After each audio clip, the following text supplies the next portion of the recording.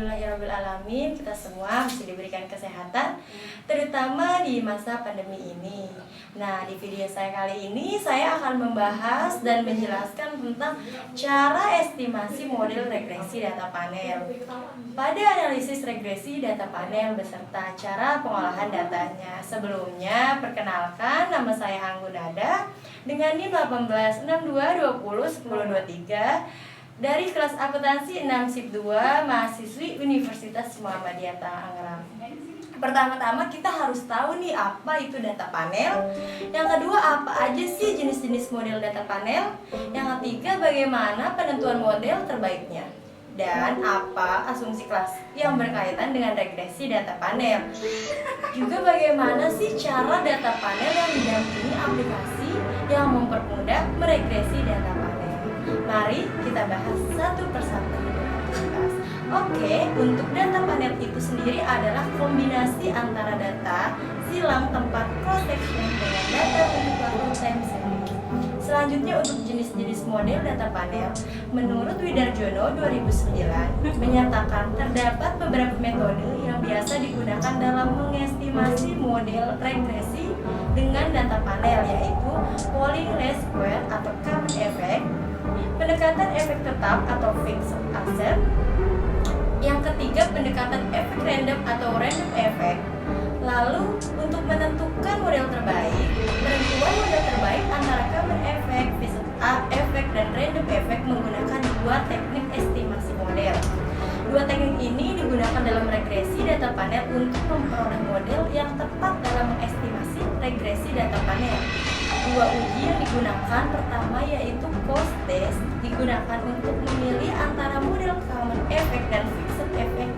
Kedua, Houseman test, digunakan untuk memilih antara model fixed effect atau random effect yang terbaik dalam mengestimasi regresi data panel.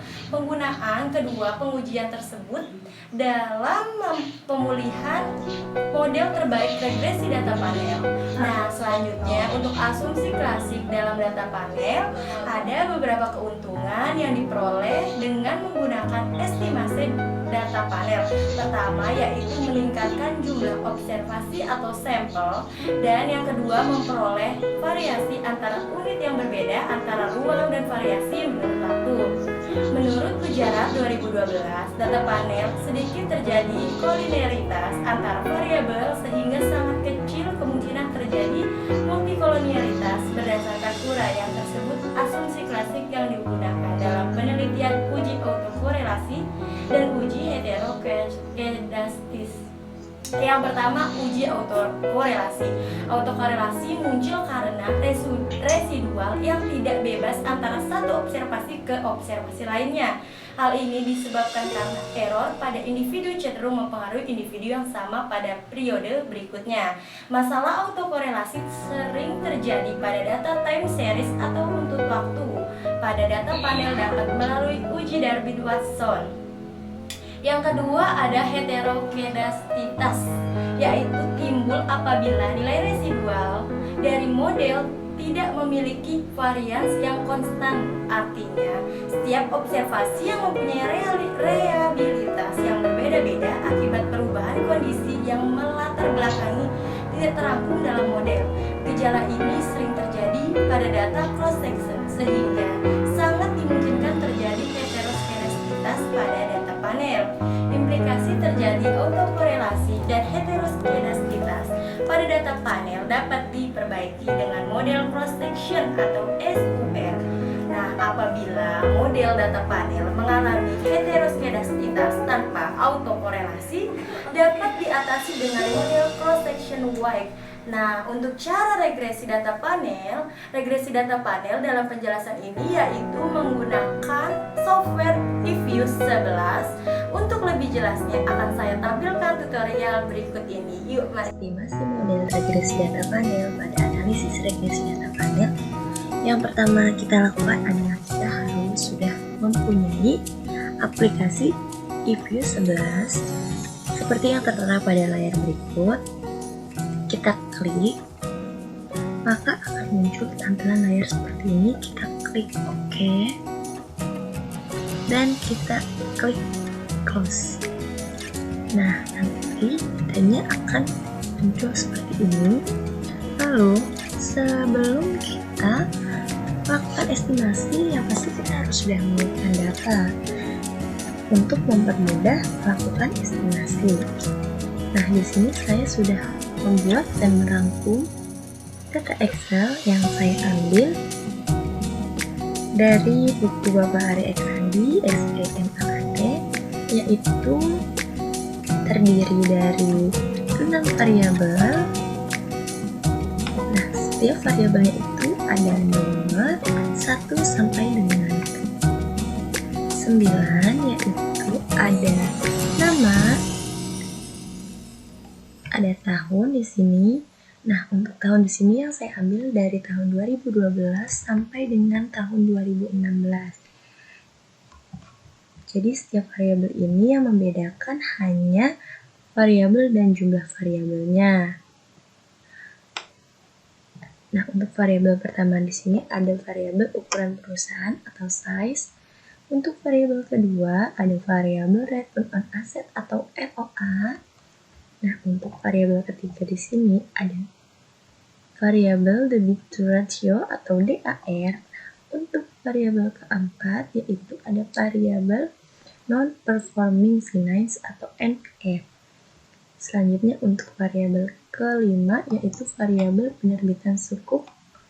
Dan untuk variabel terakhir yaitu variabel pengungkapan Islamic Social Reporting atau ISR. Selanjutnya kita masuk lagi ya ke dalam aplikasi IFIS ini. Nah, tahapan untuk analisis data yang pertama yaitu kita klik di sini file, lalu new, file. Nah, nanti akan muncul tampilan seperti ini. Kita klik untuk work file struktur tipe, kita ubah menjadi balance panel. Untuk panel specification, frekuensi tetap annual, tidak usah diubah. Untuk start date, karena kita menggunakan data 2012 dan mengakhiri data yaitu 2016, maka kita tulis di sini. Selanjutnya untuk number of cross section di sini karena data yang kita masukkan atau yang akan kita estimasi ada 9 tadi, kita tulis. Lalu di sini kita ubah menjadi data panel. Kita klik OK. Nah, nanti akan muncul output yaitu seperti ini. Selanjutnya, kita akan membuat 6 variabel yang sesuai dengan data yang sudah saya tampilkan tadi, yaitu size ROA dan NPF sukuk ISR. Yaitu caranya kita klik objek di sini, new object. Nah, untuk type of object di sini kita ubah menjadi series. Nah, kita masukkan variabel pertama, variabel size. Kita klik OK. Nah, kita lakukan untuk variabel kedua objek, new object, series. Terus variabel ROA, kita klik OK. Nah, untuk variabel ketiga objek, new object, series, dan variabel DAR. Nah, untuk variabel keempat di sini kita masukkan sama objek, new object, series. Di sini NPF, kita klik. Selanjutnya kita klik objek, ini objek, variabel kelima, variabel sukuk. Kita klik OK. Dan kita masukkan variabel terakhir, objek. Di sini kita masukkan variabel ISR. Kita klik OK. Nah, setelah semua variabel ada di dalam kolom ini, maka kita mulai memasukkan data variabel yang ada pada data Excel, yaitu dengan cara mengklik 2 kali size. Untuk variabel pertama, kita mulai copy yang ada di data Excel ini. Variabel size kita copy, kita blok bawah.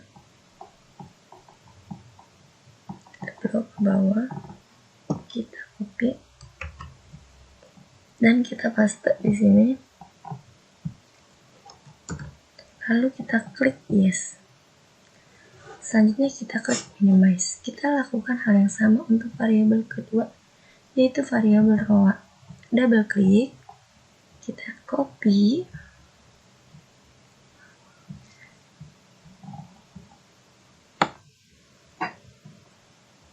sini hanya data variabelnya aja ya yang di copy, kita paste di variabel row. Kita klik yes. Nah, kita minimize. Selanjutnya untuk variabel ketiga juga sama, yaitu variabel dar. Double klik, kita copy,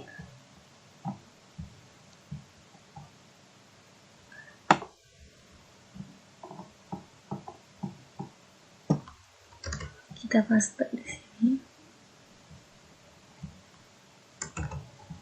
kita klik yes. Nah, kita klik minimize. Selanjutnya kita lakukan hal yang sama untuk variabel npf.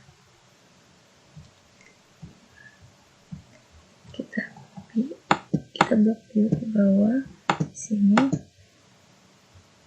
kita blok ke bawah sini. Tadi datanya ada yang berubah ya. Nah, kita blok dulu ke bawah, lalu kita klik paste pada aplikasi eViews, kita klik yes, kita klik minimize. Selanjutnya kita masukkan pada data suku, kita copy di sini,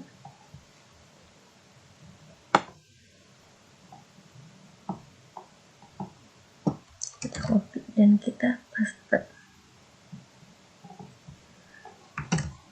kita klik yes. Nah, kita lakukan hal yang sama pada variabel terakhir, isr. Double klik, kita copy,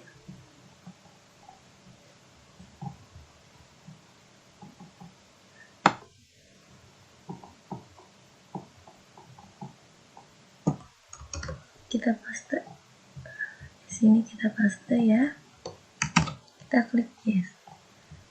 Nah, kita klik minimize.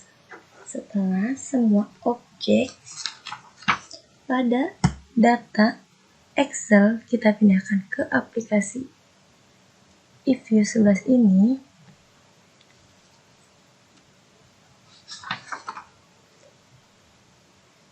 maka kita akan memulai analisis statistik deskriptif, yaitu dengan cara kita klik di sini, klik grup statistik di sini, kita klik deskriptif, lalu kita klik common sample. Kita masukkan semuanya di sini ya, ke 6 variabel tersebut, isr, size, row, dar, npf, dan suku. Kita klik OK. Maka akan muncul output seperti yang ada pada layar berikut. Nah, di sini untuk menyimpan tabel ini, kita klik name di sini.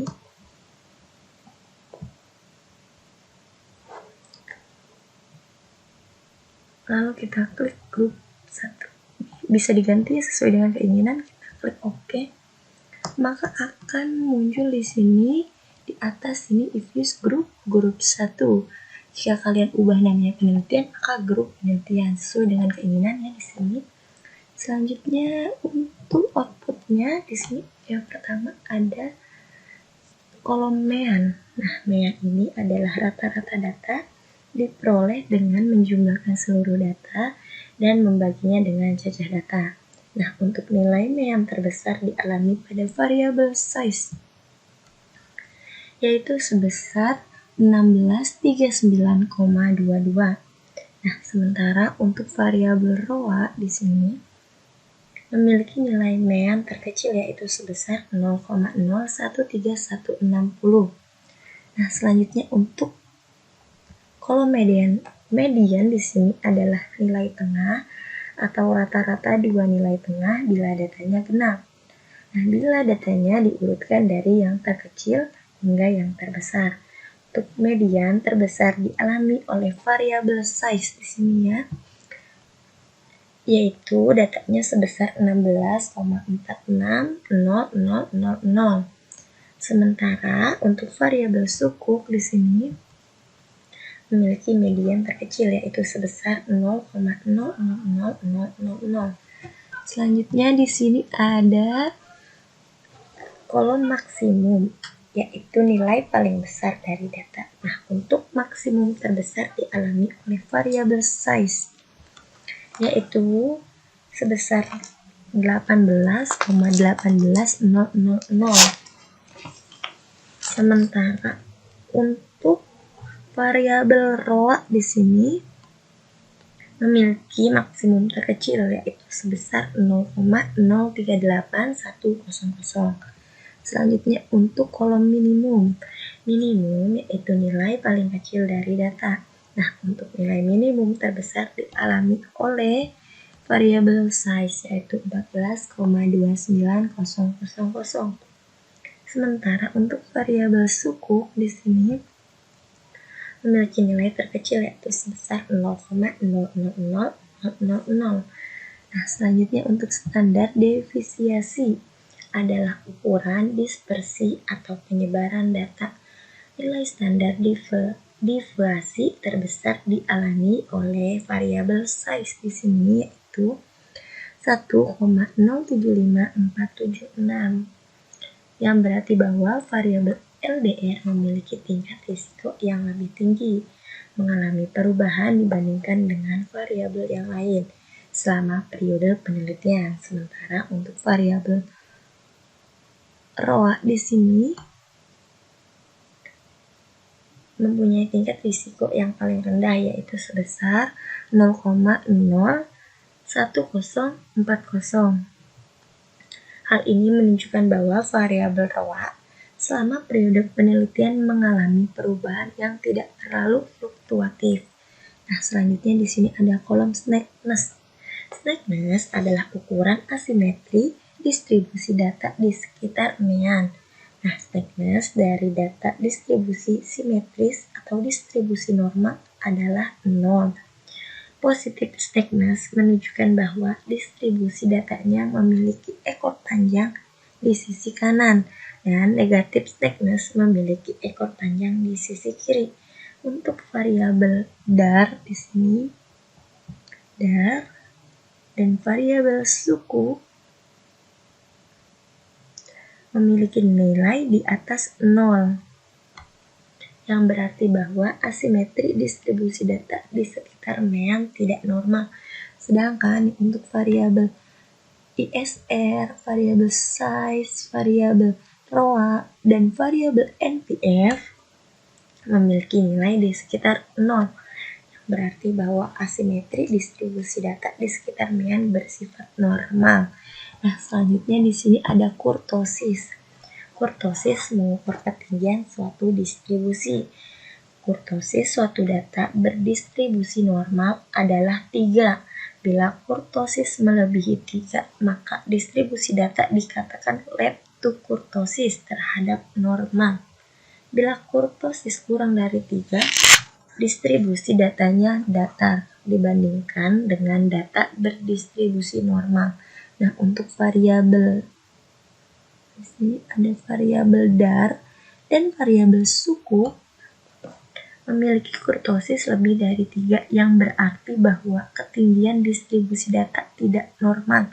Sementara untuk variabel ISR, size, ROA, dan variabel NPF memiliki nilai kurtosis kurang dari 3, yang berarti bahwa ketinggian distribusi data bersifat normal.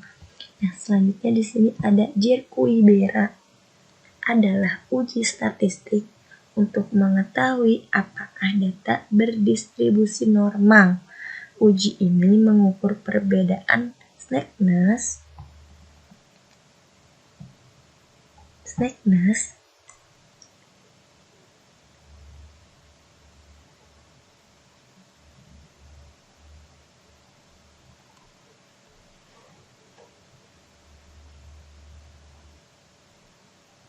dan kurtosis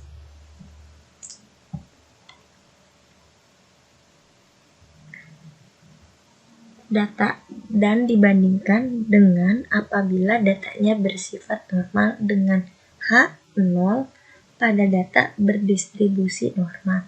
Uji Berquibera di distribusi dengan X kuadrat dengan derajat bebas atau degree of freedom sebesar 2. Nah, selanjutnya untuk probability menunjukkan kemungkinan nilai Berquibera melebihi atau dalam nilai absolut nilai terobservasi di bawah hipotesis 0. Nilai probabilitas yang kecil cenderung mengarahkan pada penolakan hipotesis 0. Distribusi normal. Nilai probabilitas variabel ISR di sini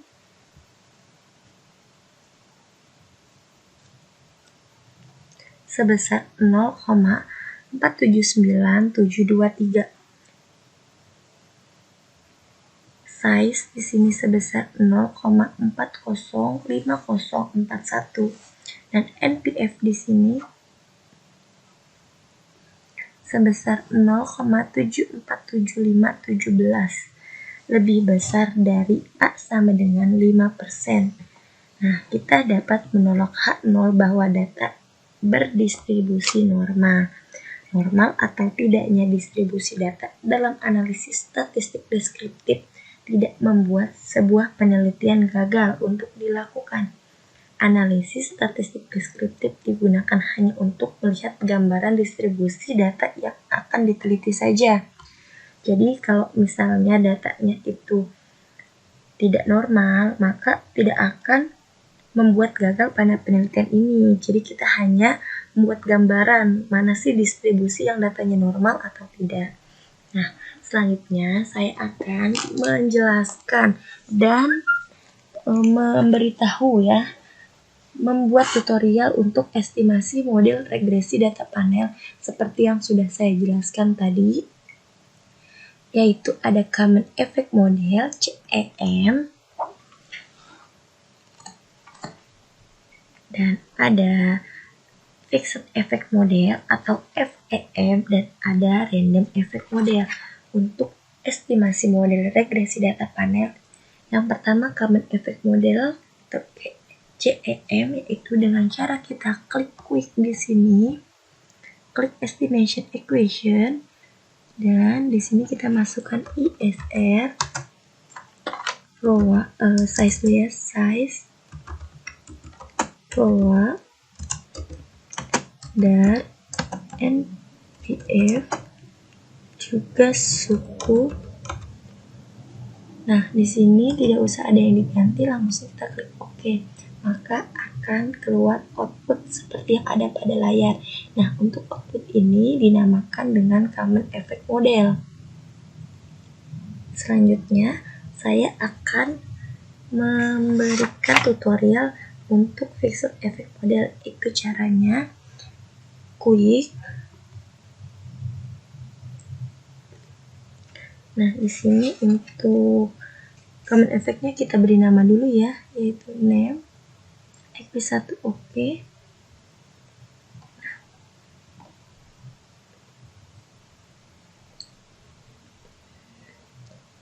Kita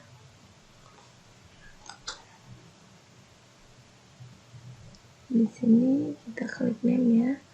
Masih OK, sudah kita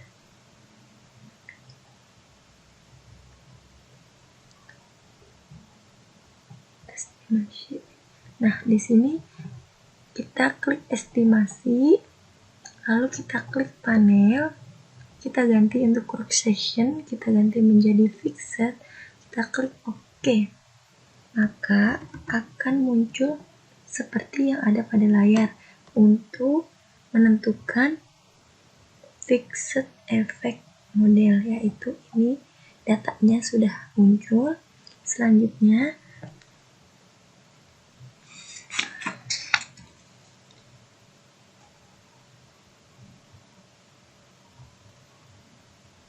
di sini sama ya, namanya juga name, kita OK.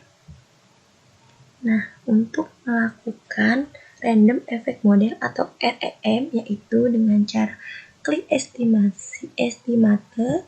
Di sini datanya sama, kita klik panel option, kita ubah dari fixed ke random. Yang diubah hanya cross section di sini, untuk yang lainnya tidak perlu ada yang diubah ya. Kita klik OK. Maka akan hasilkan bentuk random effect model seperti yang tertera pada layar berikut ini ya. Ini untuk efek specification-nya.